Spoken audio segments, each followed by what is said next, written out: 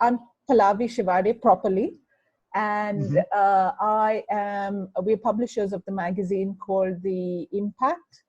And I wanted to talk to you a little bit more about your database and the work you've been doing, sort of as a precursor to the sales that are coming up, the Broodmare and Chairman sale that are coming up. This is, I'm hoping this is sort of like a precursor to understanding more about how you and your system for buying mares and, especially high value mares. So I understand you started this about 25 odd years ago. You started the database about 25 odd years ago? Yep, 1996. So yeah, that's coming up 25 years. Wow, that's a long, long time. Yes. You would have been a young girl then, I would have thought. Yeah, I think I was in school at the time. Yeah. And honestly speaking, I think you must have been one of the early adopters of technology, because at that time, I think making databases or thinking about getting information in a structured format is not something a lot of people did. I mean, they would have written it down in books, but to create something using technology must have been new at the time. Yes, I think it was pretty new. I wasn't aware of anyone else doing the same thing in Australasia. But as I explained the other day, it was just it was for me to learn by putting all my comments down on the database and then revisiting it when the horses started racing to see where I was, how good I was or how bad I was. So that's the original concept of why I did it. And then it just grew into, I think, a much more valuable tool as time went by. And now you've got generations and generations of mares and horses, and you're able to kind of look back and figure out where these horses, what the mares are likely to throw, and how, and therefore how good potentially these horses can be. Yeah, absolutely. And does the system, is the system consistent? Are you able to rely on it consistently? Do you see patterns recurring constantly? Yes, yeah, no, you do. And like, for instance, fillies that I really liked at the yearling sales, for some reason may not have got to the racetrack. Maybe they were broken down, or for some reason they didn't make the racetrack. Yeah. I've found over the years that those mares have become very good broodmares as well. It's almost like they have thrown the same sorts of horses that they were as yearlings, and then become quite successful as broodmares. Wow. Okay. And so are you, have you been successful at sort of predicting, right, these are the sorts of horses that will do well? Can you potentially predict a Melbourne Cup winner? Well, look, I sort of see it as you increase your odds of trying to do it.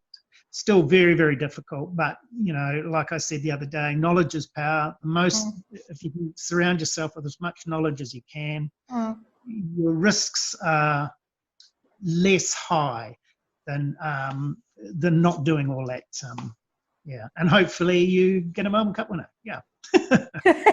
Yes, that would be the ultimate high. The ultimate. Yes, I've had a few runners in the Melbourne Cup. The closest I've had is 4th. Oh, fantastic. So I'm going to ask you a question, which I've asked quite a lot of people, and I've never had a proper response to it, is can you potentially breed for specific races? And I don't mean just Australasia, but given the information you have, would you be able to turn around and sort of predict if somebody could breed for the Kentucky Derby if they tried? that would be harder, because I think where all the information I have is basically turf performance, and of course Kentucky Derbies run on dirt, and I do have a theory that not too many can transmit from one Transcend. From one galloping surface to another. There are very, very few stallions in the world that have been able to do it. Right. And so that's probably not a good example, the Kentucky Derby. Yeah. Maybe a lot of the European races would be easier. Would be easier. So, okay, so going back to, let's take any one of the top European races, and you had, say, 3 or 4 generations down the line. Would you be able to sort of try and predict if we took a specific mare and her line down a specific route, eventually you'd end up with horses that could potentially win? And I'm not saying they'll win, but potentially targeted. Yeah, absolutely. And that's what we try to do in Australia. Okay. Is try and buy mares that we feel have the potential to breed a Derby winner, an Oaks winner, a Golden Slipper winner, or a Melbourne Cup winner. Right. Yeah, so that's what we're trying to do, and I like to surround myself with as much superior blood as I can, and that's probably why I'm very conscious of trying to get particularly European families into the broodmares that we buy.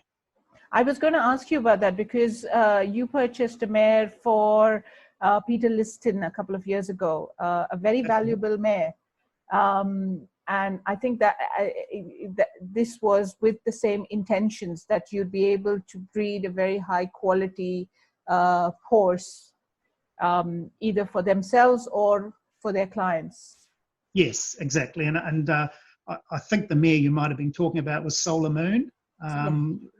Yeah, and she sold her first foal a month ago, the foal that was inside her, and they got $700,000 for that foal. So she's basically, the mare's paid for herself already in her first foal, and hopefully now we'll go on and breed even better horses, and she'll be a very valuable mare for the down the line. And do you also consult to talk about which mares would be which stallions would be appropriate for that particular mare? Would you look at that to see if there's we sit down and have a round table. Yeah, we do, and because I see all the foals at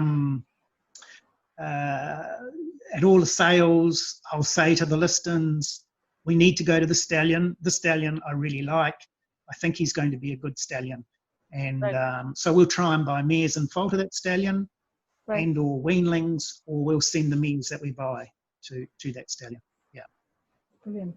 And once again, that's just once again through seeing all the foals and just saying, yeah, no, they're the ones we want. See, for the last 25 years, seeing foals and mares and their progeny over the past 2.5 decades to get a feel for things. Absolutely, yeah. And do you rely more on, so is it a combination of experience, so intangible experience and hardcore information, or do you rely more on the information and then use that to back it up? So is it equally?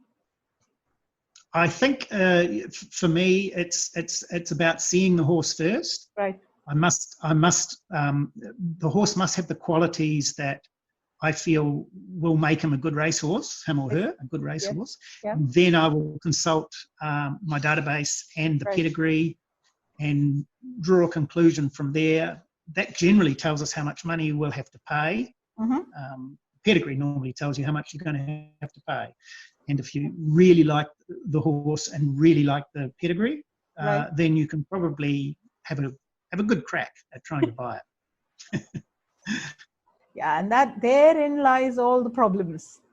Yes, yes. Which sometimes, well, many times people have got more money than we have, so we don't buy them. Yeah.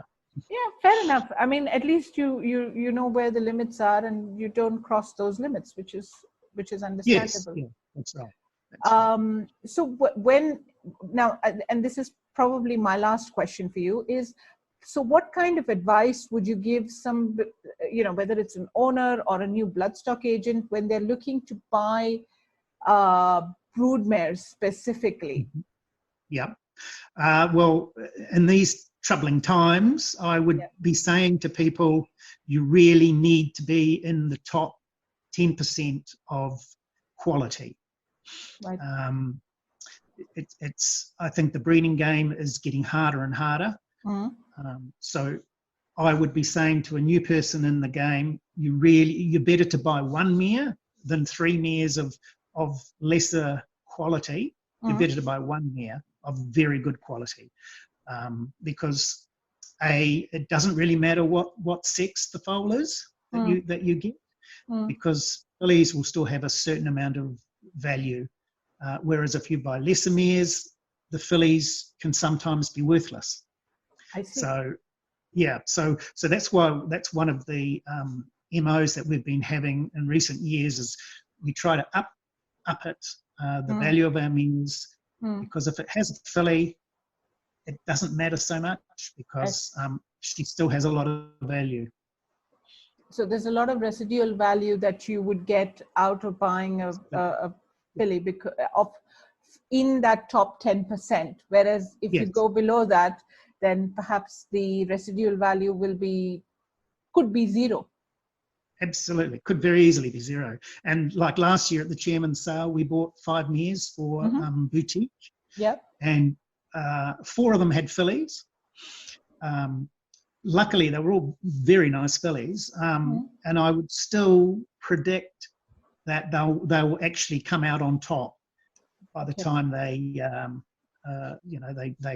whole wash up happens. I still think they'll make money, even though they were fillies. So, and you've still got the mares to hopefully breed you better horses down the line as well. Fantastic. Thank you very much. It was a pleasure talking to you. Okay.